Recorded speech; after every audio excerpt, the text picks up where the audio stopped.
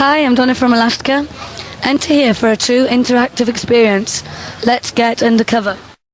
We should have all just stopped touring really and had some time off.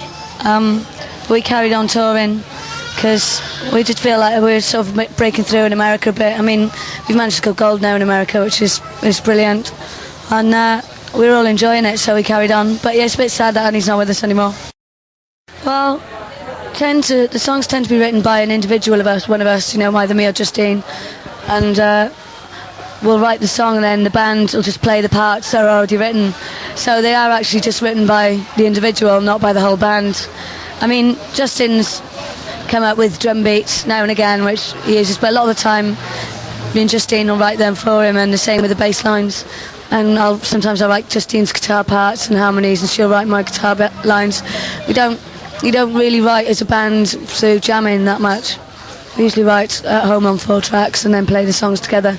But it's each person who's in the band style that's made Elastica, The sound of the way Justin plays the drums, the way Annie played the bass, which makes the sound of Elastica. Because they're very fickle. They like to build a band up and turn them into something like say, this is the greatest new band, and then they turn around and say, this band thinks they're the greatest new band. And you're thinking, well, you're the ones who said we were in the first place.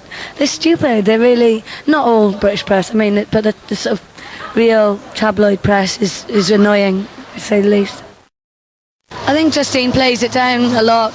I mean, she gets asked to do a lot of things with Damon or to talk about Damon, and it's for her, it's just a pain in the arse, really. And she gets really annoyed with all the press and tries to stay out of Britain as much as she can. I mean, that's why we haven't done any press in Britain for a long time, and just, that whole tabloid thing's just really messy and horrible, really.